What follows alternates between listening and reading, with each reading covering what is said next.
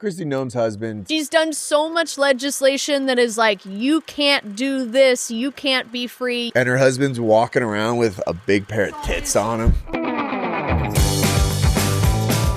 Hello and welcome to the Daily Friday Podcast. It is Thursday, April 2nd, and we have another incredible episode for you as always. My guest, Kylie Brakeman, joined and we talked everything that was fit to podcast. We're talking Summer House drama, catching you up to speed on everything that's been going on, the brands taking over April Fool's Day, and the biggest scam to hit since Fyre Fest. Let's get into the episode. Our first time guest, longtime fan, Wow. Kylie Brakeman. Thank you so much. And thank you for acknowledging my status as a longtime fan. Longtime fan. It's nice when someone says your credits up top. 100%.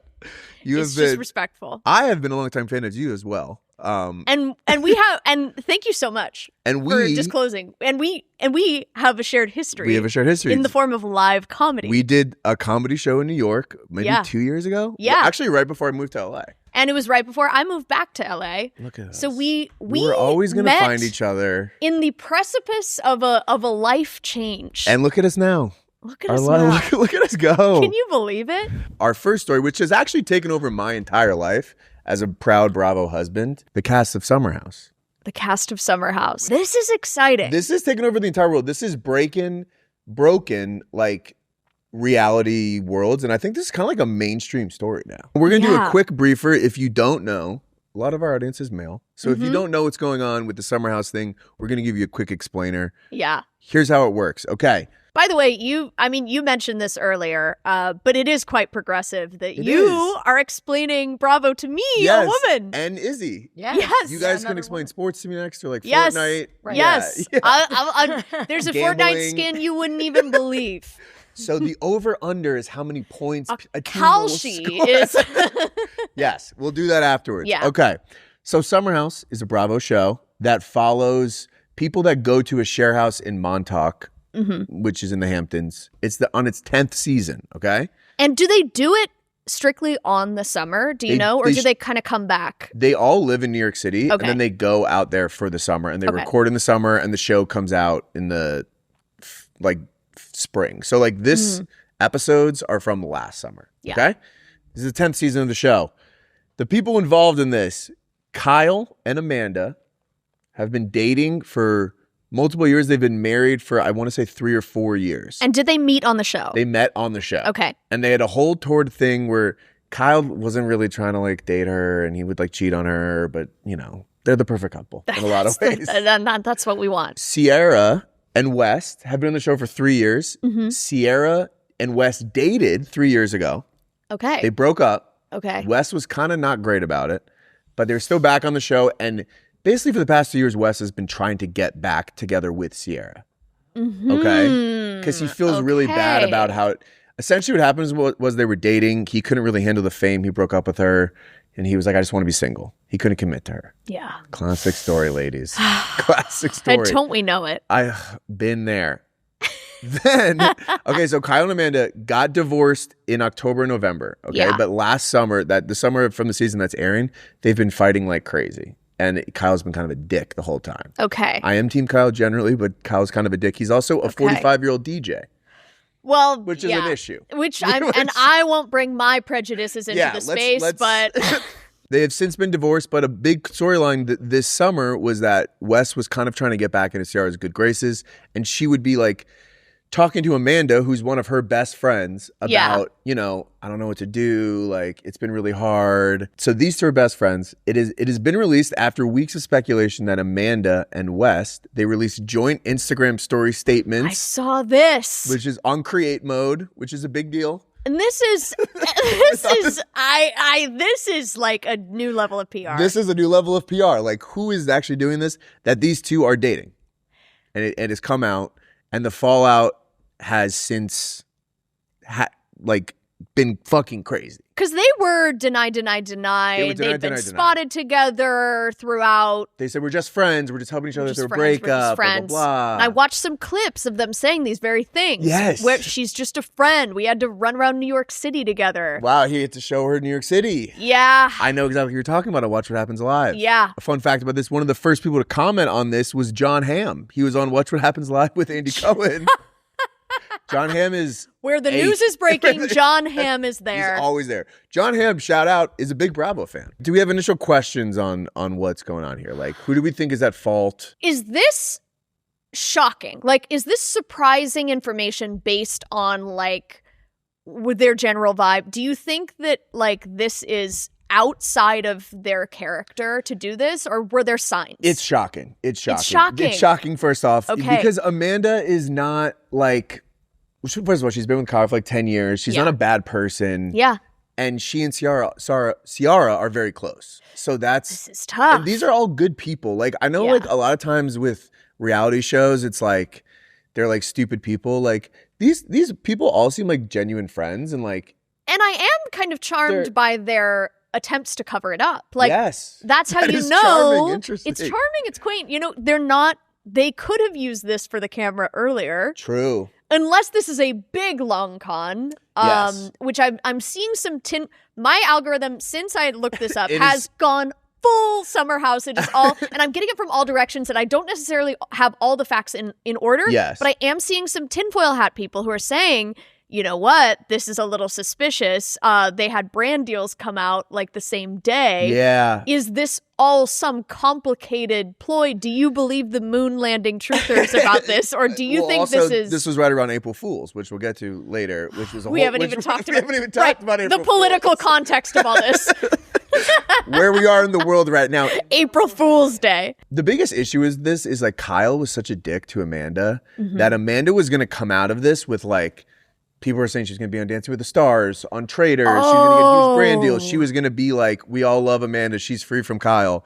And she like lit that on fire. Damn. Right? She was going to ride like the goodwill towards like a sort of like expanded like bachelor vibe career. This was her moment. People also, it's now coming out that Wes was also dating and is also currently dating another girl. Currently right now? Yeah. Right now? He's exclusively dating a girl in Chicago. So what? Wait. I know. Wait. This is starting. What? So here's what I think, and listen. So there's still, I know, this is a big, I should And you said you're generally team Kyle. Oh, no, wait, this is Wes. This is Wes. I'm not always team Kyle. Kyle's an asshole, but I kind of like it. Yeah. He's a 45-year-old DJ. You know, you got to expect There's something fun about that. But what I think really happened was they were maybe hooking up a little bit. They realized people were going to find out, and they were like, we sort of have to come out and say that this is like a real relationship, because otherwise it's going to look bad that we just like fucked with all of our relationships for like a casual hookup. Unfortunately, that was not an April Fool's joke. But one thing that was Oreos has released a dill-flavored cookie. The brands are at it again for April Fool's Day. Guys, what are our initial thoughts on like brands doing April Fool's jokes?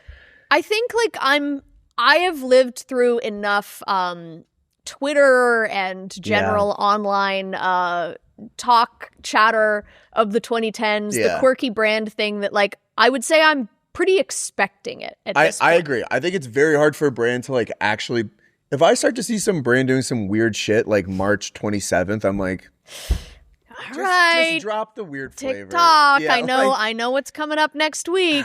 And as a former like corporate America survive, like I understand, I used to work in marketing and I survived corporate America. I understand you like want to do something fun at your job sometimes. Totally. I totally get it. Totally. There's better ways to spend your time than like, haha. I think you got to surprise me. A dill flavored Oreo. We're like, what is it? How many meetings did you fucking have about this thing? I know that there's like a Slack that's like S/Oreo or however it's like categorized. Oreo Prague. I came up with a good slogan for Oreo the other day. Life's not black and white, but Oreos are. And I just thought of that. And that's so good. This is a true marketer at heart. You take the man out of the marketing, you can take the marketing out of a man. Going back to the April Fools a little bit. Yeah. There were a couple things that were going on. Yesterday, an Australian senator posted aliens are real and we're like breeding them. I don't know if you saw this at all. I was like, holy. I did see a little bit of this I'm such a video. sucker for alien news. And I was like, oh my God, that's insane. Why is no one talking about this? Government officials should not be doing pranks like that. You actually should be at work. You actually should be. Get healthcare through Senate. I mean, this is not our country, but like. There is so much going on right now The way in which you are not allowed to do April Fools is so extreme. I could not agree more. I'm trying not to get roiled up like France style and start like pelting tomatoes, rioting in the streets. Yeah. You can't be doing that right now. Not, sir, not now. Sir, go back to work. Go get healthcare passed. Global warming the is airports gonna are burning. Yeah. burn us up in a matter of years. You gotta fix it. That pissed me off. Bonnie Blue, are you aware who Bonnie Blue is? I don't know Bonnie Blue. Bonnie Blue is this, you've probably seen the headline, she like will have sex with like 1,000 guys in a day. Is this on your news feed? You might be on different feeds. I'm not on the algorithm where people are having sex 1,000 times a day. It's a little shocking to me, which we'll get into the math on how that works after the recording, but what, let like me 6 seconds know. a person? That's way too long. That's so much time. So much time. We have jobs. We got stuff to do. She said she went on a trip where she called it a breeding trip. She has right. Come on. We're falling into our trap. Yeah, I'm not kink shaming. She said she was pregnant. It was fake. On April 1st. What? Why would you lie? The headline says she reveals the dark motive behind her twisted joke. Dark motive behind her Not really twisted something to joke about, is it? I think it's fine. Like, I think it's okay, actually. Support women. I support women. Things. I think that's a fun knowing what her deal is. Like, I think that's a fun. That's a fun, that would lighthearted, be a fun joke. It's brand safe, or it's in the brand. Oh, she posted a picture. She's got like a little fake stomach. Yeah. I did walk around with a fake pregnancy belly one night. But that's okay. And it was kind of fun. What do you guys feel about pranks in general? I'm never laughing. Yes. But I am like, that's kind of fun. It seems like some people are having fun. I am a very gullible person. And I always feel like whenever I get tricked for a prank, it's like, haha, you believed me. And I'm like, why wouldn't I believe you? Yeah, I'm like a person who believes people are inherently good. And like, you told me a fact. Why would it be? It is like, that is my least favorite kind of joke. It's like someone saying a fact that isn't true and then going like, just kidding. Like, okay, why did you lie? I also have a rich inner life and a wondrous imagination. And like, I can imagine a world where that information is true. I'm sorry. I'm the bad guy. I'm sorry. I've been trained on yes and. I will support and validate you. I don't know if you're kidding. Yeah, and you lost trust with me. Yeah.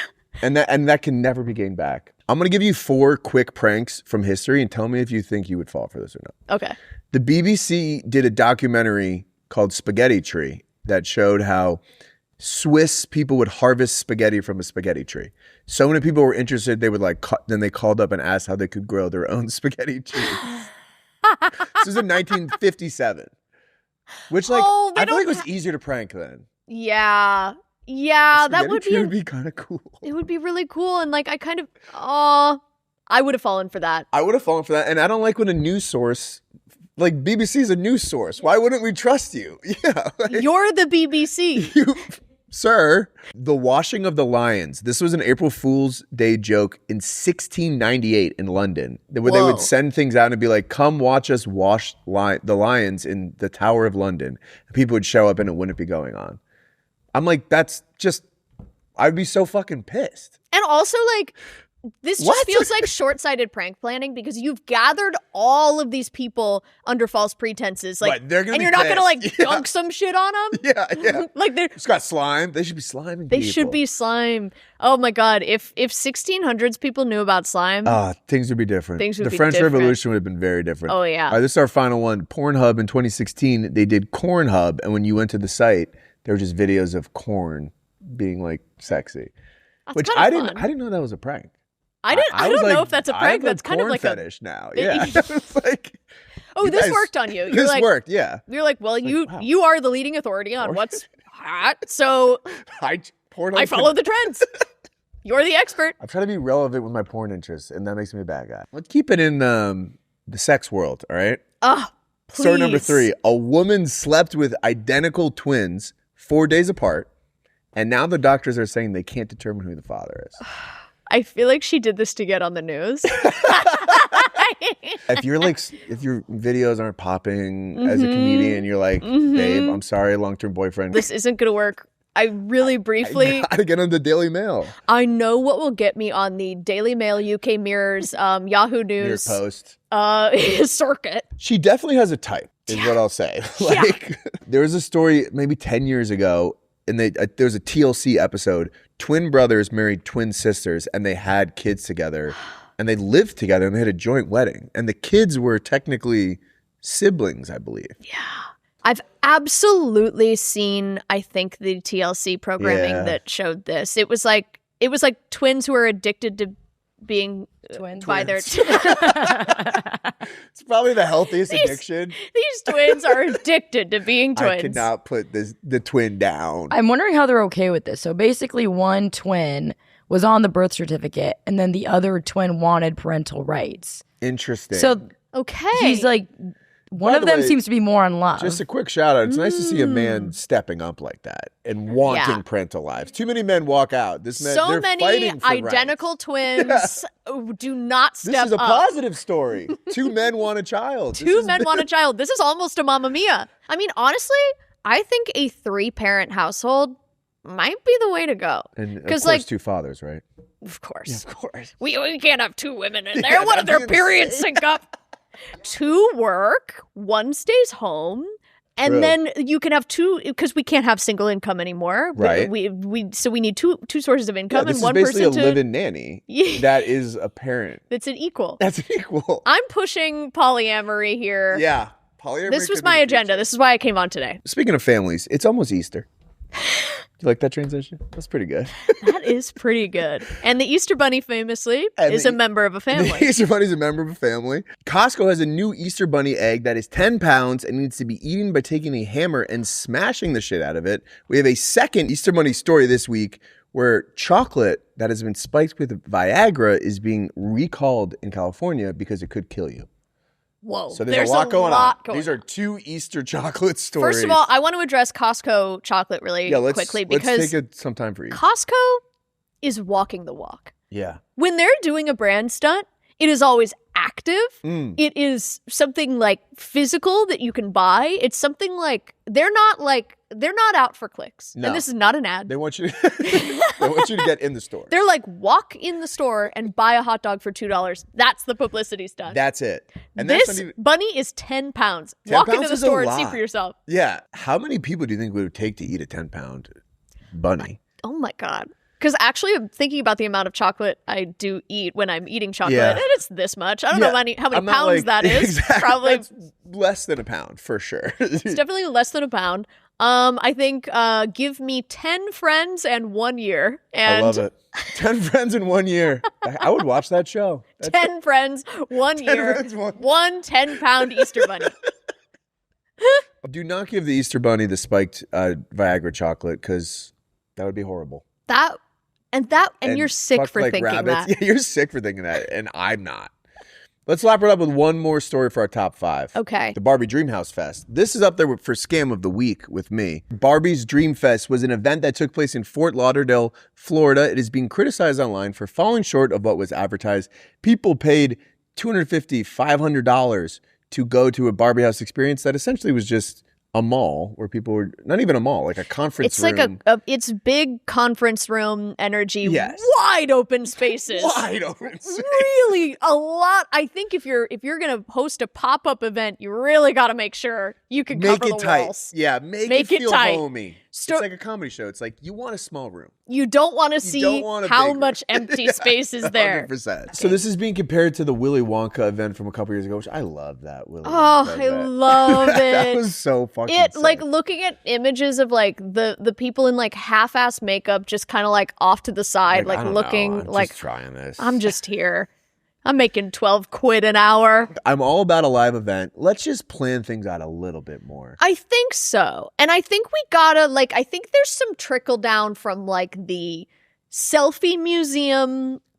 All of this is downwind of a place for people to take pictures at. Yes. And I think we're not planning past that. And it's like, okay, well, people can take pictures in front of the big Barbie step and repeat, but we gotta give people something to do. I know. Or else these are all going to happen this way. We need more third places as a society. Yes. We got work, home. Yes. I would love if Barbie Dream Fest could be one of those third places. I would love for that to be my third space.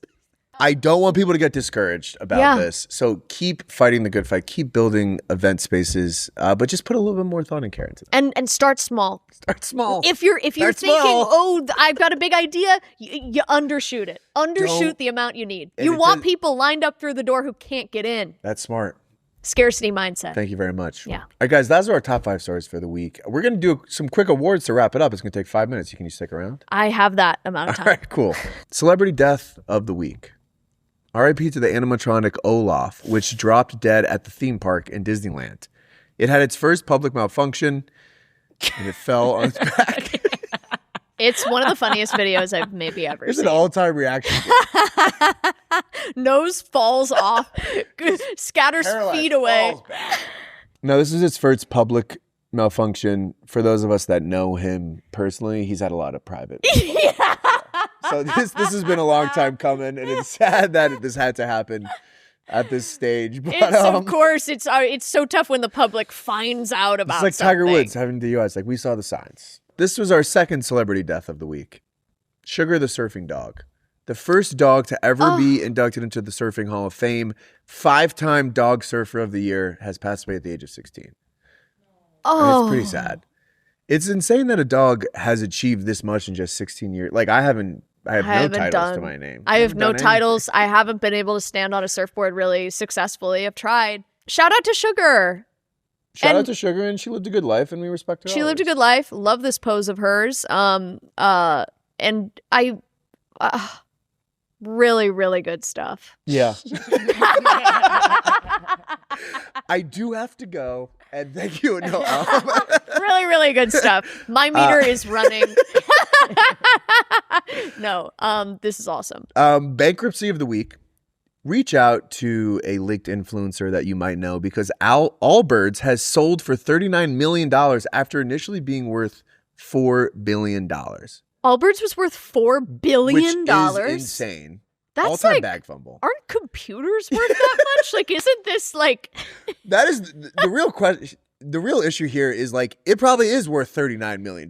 Yeah, that $4 billion sounds for a normal. sneaker is insane. Yeah, we change the kind of sneaker we like every 6 months. How How are we staking $4 billion on this? Yeah, like Crocs is cool again. Yeah. And it wasn't. And it probably won't be in 6 months, and then it'll come back, and then it'll come back. There's probably some like real reason that it failed and was worth so much. I think they tried to brand themselves as like a tech company. And it's like, you are a wool sneaker. I love when companies do that. When they're like, we sell basketballs, but we have an app.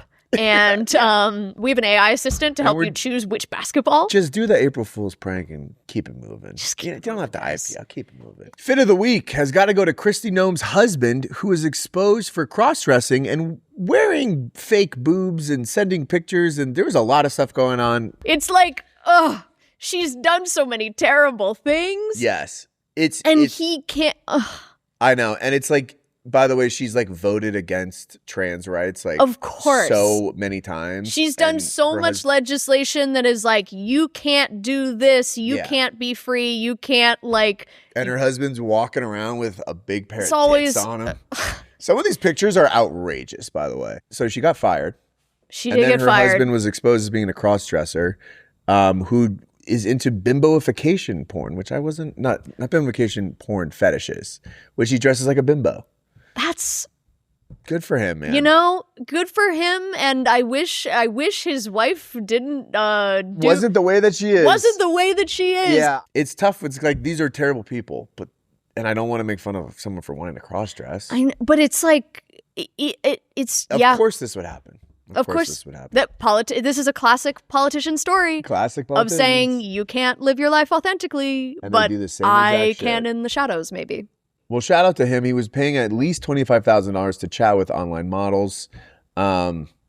It's a lot. Oh, he was paying. He was paying to chat with them. Interesting. I assumed it was the other way around, but I have learned something new. You think people were paying him for that? Yeah, I should have known. That's not really necessarily a quality of it. That actually is a picture of a customer, not a seller. Thank you. We finally get it. All right. Well, shout out to Kristi Noem's husband. Well, yeah. Shout out to him. Shout out to him, not necessarily even in a positive or negative way. It's funny like that we live in a world where like this isn't even like that big of a deal. Yeah. Like this is just like, that's just what's going on these days in Washington. All right, final award of the week. I'm going to give this to Criminal of the Week. A woman who was driving in the middle of a Zoom hearing with the judge, and the judge was like, I can see you driving. And she's like, I'm not driving. And he was like, yes, you are. This video came up organically for me, and I watched it twice. This is an unreal video. Can you play that? I'm not driving. I'm a passenger in a car. You're still not, I'm not here in case. Why are we still doing Zoom hearings? Yeah, this is like something I've seen a lot pop up on my feed recently where people are getting in trouble in Zoom court hearings. Right. And aren't we back? Like, you can't go to the courthouse if you got arrested for some shit. Like, we have to go to jury duty. Yeah. You know what I'm saying? Like, why are we going to jury duty if there's fucking Zoom hearings? But you're like literally the star of the court case and you can't be bothered to show up. You have a call time. You have a call time. You're like, that's in your contract. I love that you're the star of a court hearing. You are top billed. You're first on the call sheet. We're here for you. All right, I think that's a good note to end it on. Kylie, thank you for joining. Thank you for having me. Follow you? What's your podcast? I think you can. Okay, so I have a podcast. It's an improvised Hollywood roundtable podcast. We're basically an Actors on Actors parody, but we do other stuff. It's hilarious. You should check it out. It's called Artists on Artists on Artists on Artists, and we are on YouTube and Spotify, and we do a lot of extra stuff on Patreon where we just hang out and talk. Where we're not playing characters or funny voices. So it's very fun. You can follow me at Deadeye Brakeman, which is a name I picked in college, and I guess I will never change. Yeah, I guess you can't. Well, thank you, Kylie. Thanks for having me. What another incredible podcast. Thank you all for listening. Have an amazing weekend, and go Jets and go LA Golf Club. LA's the city of champions. Let's go.